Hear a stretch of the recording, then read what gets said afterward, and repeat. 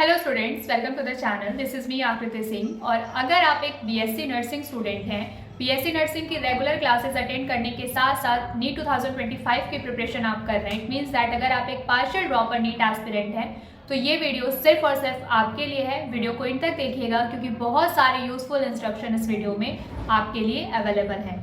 तो dear student, अगर आप 2024 में बीएससी नर्सिंग में एडमिशन लिए हैं और अगर आपने उत्तर प्रदेश स्टेट में एडमिशन लिया है तो आपके जो फर्स्ट सेमेस्टर के एग्जाम हैं वो फैब में मोस्ट प्रोबेबली कंडक्ट हो जाएंगे, फैब एंड तक।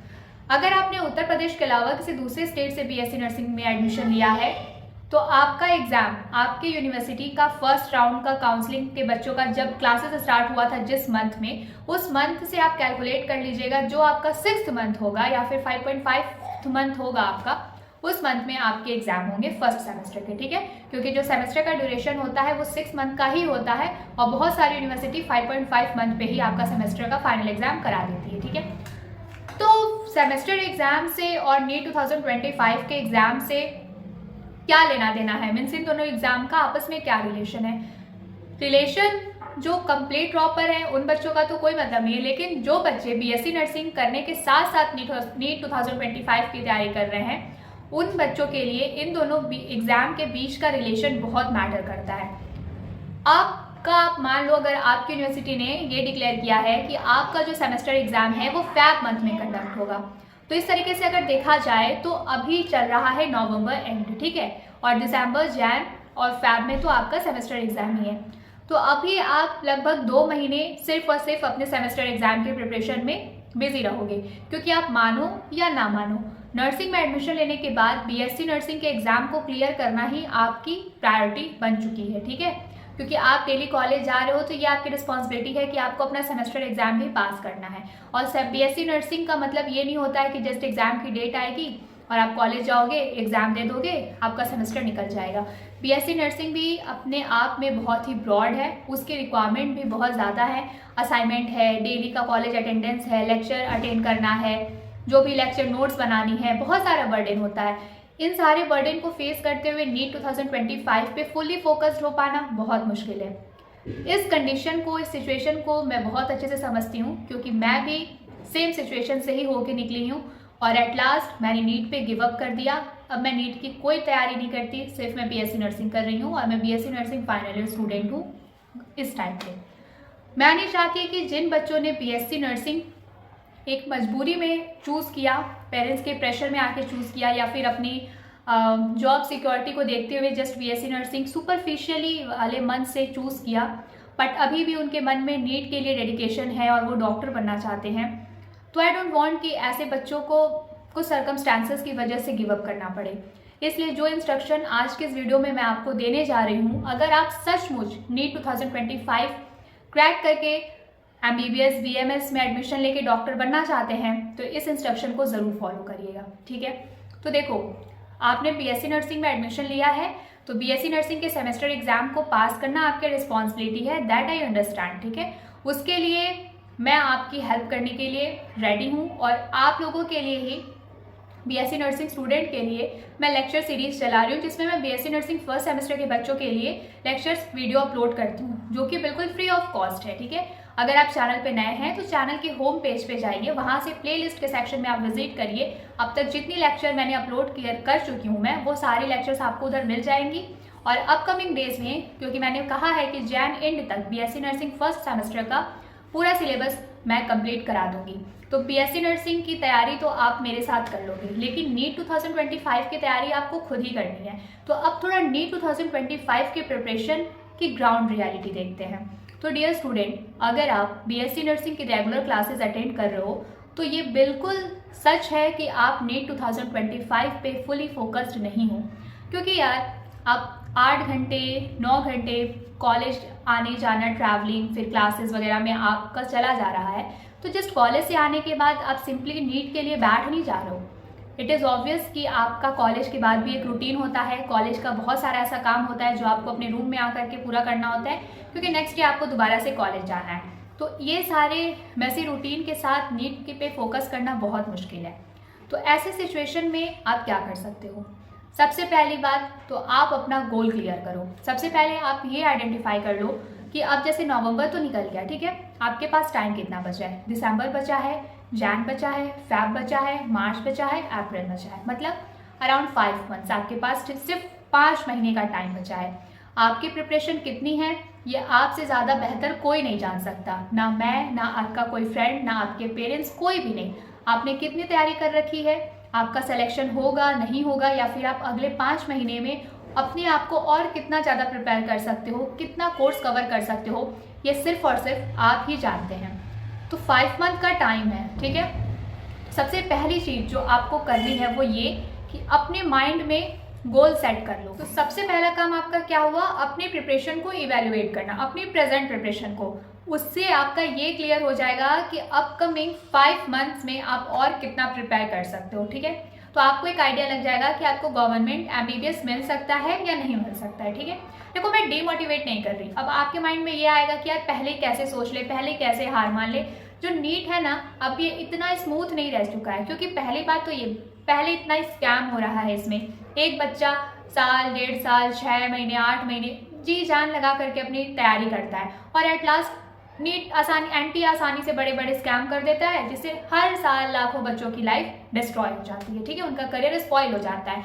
और कहीं ना कहीं ये भी सच है कि BSc नर्सिंग में बहुत सारे बच्चों ने सिर्फ इसलिए एडमिशन ले लिया है क्योंकि करना तो उनको नीट क्रैक था, उनका गोल बिल्कुल क्लियर था कि उनको डॉक्टर बनना है, लेकिन NTA के स्कैम को देखते हुए कंप्लीट ड्रॉप लेने की हिम्मत हर किसी ने नहीं की, ठीक है। और वो BSc नर्सिंग में एडमिशन ले लिए ये सोच के कि चलो ठीक है, इसके साथ साथ तैयारी करते रहेंगे, अगर नीट नहीं भी हुआ तो BSc नर्सिंग में अच्छा करियर ऑप्शन है, अच्छा स्कोप है, ठीक है।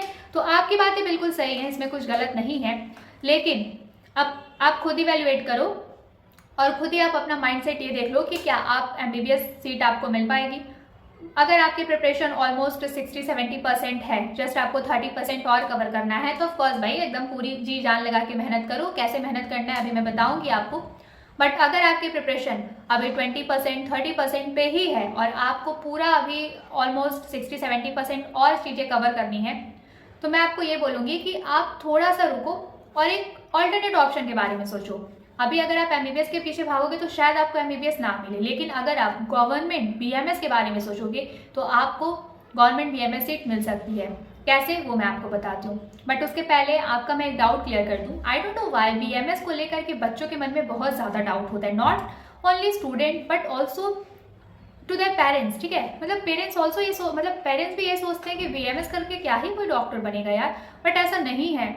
अगर आप सचमुच BMS करते हो ना, अच्छे से BMS करते हो, तो यार एक आयुर्वेदा डॉक्टर और एक एलोपैथी डॉक्टर में बहुत कुछ खास डिफरेंस नहीं होता है। ये तो जस्ट अपनी क्लिनिकल प्रैक्टिस पर डिपेंड करता है ना कि आप कितने ज़्यादा एलिजिबल हो, आप में कितना पोटेंशियल है किसी डिजीज कंडीशन को ट्रीट करने का, किसी बीमारी को सही करने का, एक पेशेंट को वापस से एक अच्छी लाइफ देने का आप में कितना अच्छा पोटेंशियल है। ये मैटर नहीं करता कि आप आयुर्वेदा ट्रीटमेंट उसको दे रहे हो या फिर आप एलोपैथी ट्रीटमेंट दे रहे हो, ठीक है।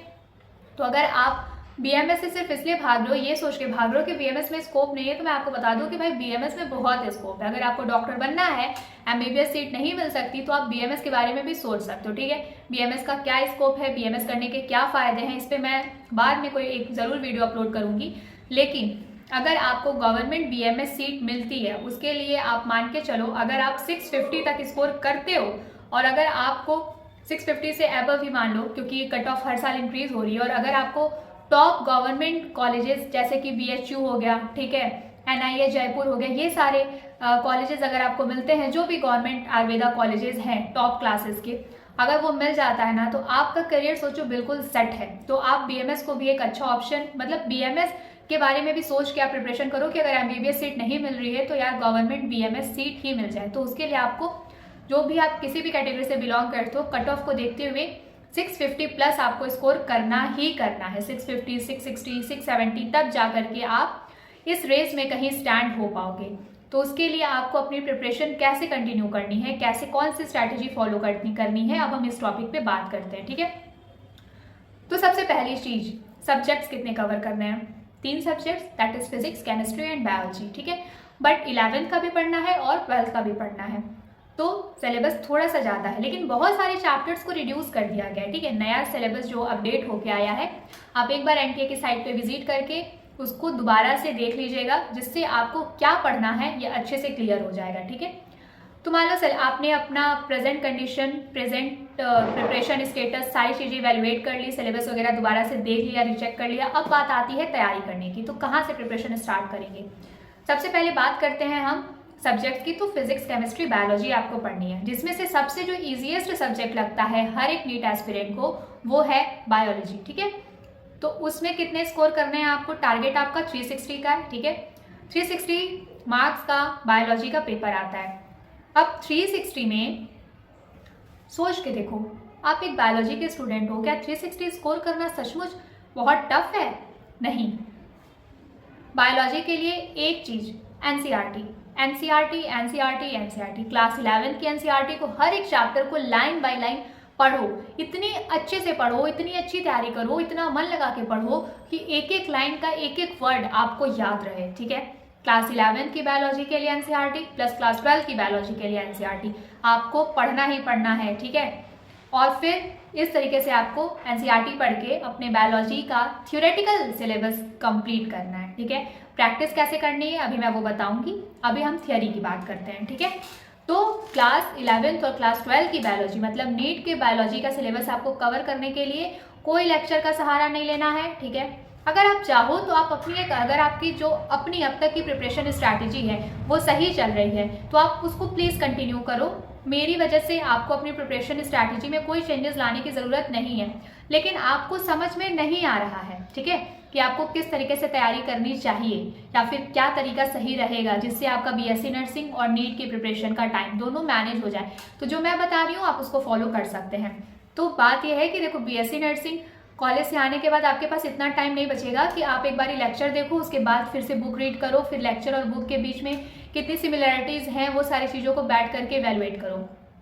टाइम कम है इसलिए काम अच्छे से करना है, तो आप लेक्चर ना देख करके सीधे एनसीईआरटी की बुक रीड करो। ठीक है, क्योंकि आपकी तैयारी बुक से ही होनी है। तो सबसे पहले आप टारगेट सेट कर लो, 20 दिन, 25 दिन या 1 महीने। आपको 1 मंथ मान लो, दिसंबर तक क्लास 11 और क्लास 12 की बायोलॉजी एनसीईआरटी से हर एक चैप्टर को रीड कर लेना है, अच्छे से याद कर लेना है, अच्छे से तैयार कर लेना है। चाहे आप एक चैप्टर को 2 बार पढ़ो, एक चैप्टर को 3 बार पढ़ो। टाइम कैसे मैनेज करोगे ये आपको देखना पड़ेगा, क्योंकि तैयारी आपको करनी है। मैं जस्ट आपको एक रास्ता दिखा सकती हूँ, डायरेक्शन दिखा सकती हूँ, बट उस डायरेक्शन पे चलना, वहाँ मेहनत करना आपकी रिस्पॉन्सिबिलिटी है। तो बायोलॉजी के लिए आपको एनसीईआरटी ही पढ़ना है।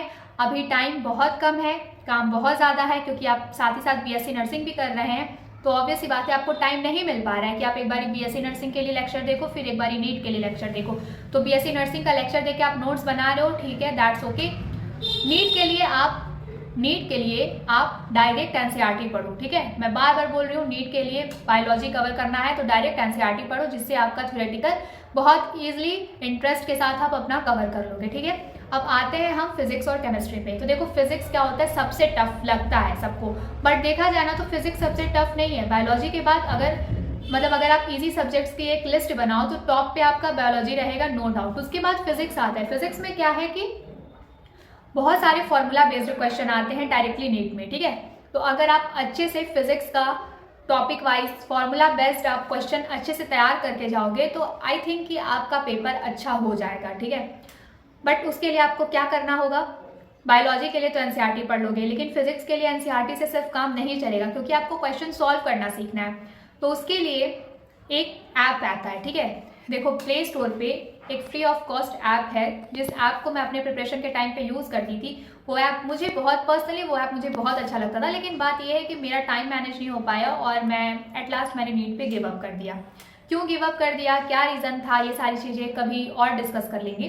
तो उस ऐप का नाम है, आप जब प्ले स्टोर में जाओगे तो ये ऐप है, ठीक है, जो स्क्रीन पे दिख रहा है। आप PYQ, ठीक है, मतलब कि PYQ नीट ऐसे करके, PYQ फिजिक्स नीट ऐसे करके डालोगे, ठीक है, और आगे कॉमा लगा के आरके टेक्नोलॉजी डाल देना, तो आपको क्या करेंगे, ये ऐप मिल जाएगा।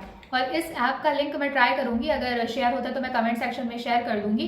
इस ऐप को जब आप इंस्टॉल कर दोगे तो सेम फिजिक्स के लिए ही ये प्रीवियस ईयर के क्वेश्चंस आपको मिल जाएंगे, अराउंड 30 to 33 ईयर्स के। केमिस्ट्री के लिए भी आप इसका ऐप डाउनलोड करोगे और बायोलॉजी के लिए भी, तीनों सब्जेक्ट के लिए अलग अलग इस ऐप को 3 बार डाउनलोड करना पड़ता है, इंस्टॉल करना पड़ता है। जैसे कि आप एक बार प्ले स्टोर पे गए, PYQ, ठीक है, नीट 2025, आरके टेक्नोलॉजी करके आप इस तरीके से डालोगे तो फिजिक्स के लिए आपको ये 33 ईयर्स के क्वेश्चंस मिल जाएंगे। फिर इस तरीके से आप PYQ केमिस्ट्री नीट 2025 करके प्ले स्टोर में सर्च करोगे तो इस ऐप का केमिस्ट्री का आपको सारा क्वेश्चन मिल जाएगा। फिर इस तरीके से आप बायोलॉजी का सर्च कर लोगे तो फिजिक्स, केमिस्ट्री, बायोलॉजी तीनों के लिए आपको 33 ईयर्स के क्वेश्चंस मिल जाएंगे। ठीक है, तो बायोलॉजी में आपको NCERT पढ़ना है। फिजिक्स में इस ऐप को आप ओपन करो, चैप्टर वाइज PYQs, ठीक है, अब तक हर चैप्टर से जितने सारे PYQs आए हैं ये सारा आपको इधर इस ऐप में मिल जाएगा। आप इस ऐप से क्वेश्चन प्रैक्टिस करो, फॉर्मूला रीड करो, ठीक है, फॉर्मूला बेस्ड क्वेश्चन सॉल्व करो। तो क्योंकि फिजिक्स में क्या होता है कि आपको क्वेश्चन ही सॉल्व करना है, ठीक है, आपको प्रैक्टिस करनी है। तो आप हर एक टॉपिक का PYQ जब सॉल्व कर लोगे तो आपको हर टाइप के क्वेश्चन अब तक जितने नीट में आए हैं इसी पे क्वेश्चन आते रहते हैं। तो इस तरीके से आपका सारे टाइप का क्वेश्चन तैयार हो जाएगा। तो फिजिक्स भी आपका मेजर पार्ट आपका आप PYQ सॉल्व करके अपने फिजिक्स का मेजर पार्ट कवर कर सकते हैं। ठीक है, अब आती है बात केमिस्ट्री की। तो केमिस्ट्री में क्या होता है कि आपको थियोरी भी तैयार करनी है और न्यूमेरिकल भी तैयार करना है। तो थियोरी पोर्शन अगर हम देखें तो इनऑर्गेनिक केमिस्ट्री के लिए आपको क्या करना है, सिर्फ और सिर्फ NCERT ही पढ़ना है। ठीक है, और क्वेश्चन प्रैक्टिस के लिए अभी जो मैंने आपको ऐप सजेस्ट किया है उसमें आप चैप्टर वाइज PYQ सॉल्व करोगे। बट इनऑर्गेनिक में जब आप क्वेश्चन सॉल्व करने जाओगे तो सबसे पहले आप NCERT की जो इनऑर्गेनिक मतलब केमिस्ट्री NCERT में से जो इनऑर्गेनिक चैप्टर्स हैं उसको आप पहले अच्छे से रीड करोगे, उसको याद करोगे, उसके बाद ही आप PYQ सॉल्व करोगे। ठीक है, बट बात अगर ऑर्गेनिक केमिस्ट्री और फिजिकल केमिस्ट्री की करें तो ऑर्गेनिक केमिस्ट्री में भी आपको NCERT ही पढ़ना है, उसके बाद PYQ सॉल्व करने हैं। लेकिन फिजिकल केमिस्ट्री की बात करें तो अगर आपको फिजिकल केमिस्ट्री ज़्यादा समझ में नहीं आती है तो जस्ट आपको एक बार केमिस्ट्री की बुक रीड करनी है, फिजिकल केमिस्ट्री का चैप्टर, फॉर्मूला सब देख के अच्छे से समझ लेना है और डायरेक्ट आपको प्रीवियस ईयर के क्वेश्चन सॉल्व करना स्टार्ट कर देना है। इससे आपकी फिजिकल केमिस्ट्री की प्रैक्टिस अच्छी हो जाएगी। ठीक है, तो अब हम ओवरऑल अपने प्रिपरेशन स्ट्रैटेजी को कंक्लूड करें तो हमने इस वीडियो में देखा कि अगर हमको बायोलॉजी अपनी अच्छी करनी है, 350 प्लस अगर हमें बायोलॉजी में स्कोर करना है तो बायोलॉजी NCERT 11th और 12th का अच्छे से हमें चैप्टर बाय चैप्टर रीड करना है। ठीक है, और प्रैक्टिस के लिए जो मैंने ऐप सजेस्ट किया है चैप्टर वाइज, ठीक है, चैप्टर वाइज आपको PYQ सॉल्व करना है। इसमें मॉक टेस्ट अवेलेबल है जो कि फ्री ऑफ कॉस्ट है, वो भी चैप्टर वाइज मॉक टेस्ट आपको देते चलना है। ठीक है, जिससे आपको कितना तैयार हो रहा है वो आपको पता लगता रहेगा। तो डेली बेसिस पे आपको एक चैप्टर पढ़ना है और उस पर्टिकुलर चैप्टर का मॉक टेस्ट देना है। कहाँ देना है, इस ऐप में फ्री ऑफ कॉस्ट आपको मिल जाएगा, RK टेक्नोलॉजी PYQ बायोलॉजी, ठीक है, का जो ऐप है उसमें आपको मिल जाएगा। फिर बात करते हैं फिजिक्स की। तो फिजिक्स का भाई NCERT पढ़ने का टाइम नहीं है, NCERT में क्या लिखा है ये इतना कोई पढ़ाने वाला नहीं है और आप खुद से पढ़ने का टाइम नहीं है। तो डायरेक्टली आप ये जो ऐप है इस ऐप से डायरेक्टली आप PYQ सॉल्व करना स्टार्ट करो। ठीक है, तो कौन से टॉपिक में कौन सा फॉर्मूला लग रहा है ये आपको समझ आने लगेगा। फिर किस तरीके से जब आप सॉल्व करोगे, ढेर सारे क्वेश्चन सॉल्व कर लोगे तो आपको साथ ही साथ फॉर्मूला भी समझ में आने लगेगा और क्वेश्चन भी समझ आ जाएगा, कॉन्सेप्ट भी समझ में आ जाएगा। क्योंकि फिजिक्स के कॉन्सेप्ट मुझे लगता है क्वेश्चन सॉल्व करने से ही क्लियर होता है। तो जो थोड़ा बहुत फॉर्मूलिस में, क्योंकि अलग अलग सेक्शन है, पूरे फॉर्मूलाज भी अवेलेबल हैं, चैप्टर वाइज कौन कौन से फॉर्मूला है, इस ऐप से आप पढ़ के अपना फिजिक्स का मेजर पोर्शन तैयार कर सकते हो। फिर बात करते हैं केमिस्ट्री की। तो केमिस्ट्री में इनऑर्गेनिक केमिस्ट्री के लिए आपको NCERT पढ़नी है, उसके बाद PYQ सॉल्व करना है, इस केमिस्ट्री के PYQ सॉल्व करने हैं इस ऐप से। फिर उसके बाद ऑर्गेनिक केमिस्ट्री को रीड भी करते चलना है, ठीक है, चैप्टर भी पढ़ना है और PYQs भी सॉल्व करना है। मीन्स इनऑर्गेनिक और ऑर्गेनिक के लिए सेम स्ट्रैटेजीज हैं। बट बात आती है फिजिकल केमिस्ट्री। तो फिजिकल केमिस्ट्री में जस्ट आपको फॉर्मूला देख लेना है, वो फॉर्मूला का क्या एप्लीकेशन है ये देख लेना है NCERT से, और उसके बाद फिजिकल केमिस्ट्री के ज़्यादा से ज़्यादा क्वेश्चन सॉल्व करने हैं, क्योंकि जितना अच्छा क्वेश्चन सॉल्व करोगे उतना स्ट्रॉन्ग आपका फिजिकल केमिस्ट्री होगा। ठीक है, तो ये कुछ स्ट्रैटेजीज थी जो मुझे लगता है कि अगर आप इन स्ट्रैटेजीज को फॉलो करोगे तो आप BSc नर्सिंग करने के साथ साथ नीट 2025 में अच्छा स्कोर कर पाओगे। ठीक है, तो ये स्ट्रैटेजी आपको यूजफुल लगी या नहीं लगी मुझे कमेंट सेक्शन में ज़रूर बताइएगा। और अगर आप BSc नर्सिंग फर्स्ट सेमेस्टर के एग्जाम के लिए टेंशन हो रहे हो तो मैं आपको बोल दूँ कि आप उसके लिए ज़्यादा टेंशन मत लो, क्योंकि मैं लेक्चर्स अपलोड करूँगी, उन लेक्चर्स को देख के आप अपना BSc नर्सिंग फर्स्ट सेमेस्टर का तैयारी अच्छे से कर लोगे। जैन एंड तक मैं सारा सिलेबस करा दूँगी, तो जस्ट आपको लेक्चर देखना है, नोट्स बनानी है और पढ़ना है, उसमें बहुत ज़्यादा अलग से कुछ एफर्ट नहीं डालना है। अगर आपने नीट 2025 को टारगेट कर रखा है तो अभी फिलहाल के लिए नीट 2025 पे आपको ज़्यादा फोकस करना पड़ेगा, क्योंकि कॉम्पिटिशन बहुत टफ है और टाइम बहुत कम है। ठीक है, so students, this is all about today's video. मुझे जो स्ट्रैटेजीज अच्छी लगी वो मैंने आपके साथ शेयर किया।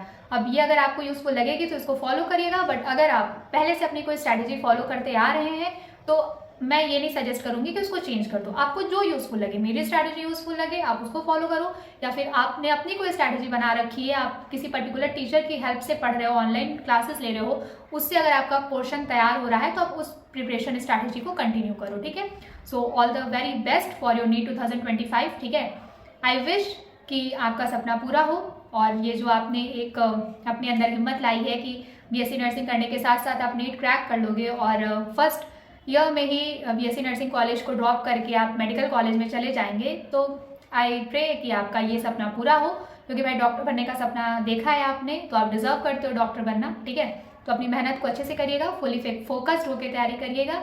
बहुत बार आपको ऐसा लगेगा कि यार अब गिव अप कर दें, लेकिन नीट 2025 के पहले गिव अप करने का बिल्कुल मत सोचना, तैयारी तो करो, बाकी रिजल्ट जो आएगा देखा जाएगा। ठीक है, so thank you so much for watching this video. हम जल्दी मिलेंगे नेक्स्ट वीडियो में नेक्स्ट इन्फॉर्मेशन के साथ। वीडियो अच्छी लगी हो तो चैनल को सब्सक्राइब जरूर करना।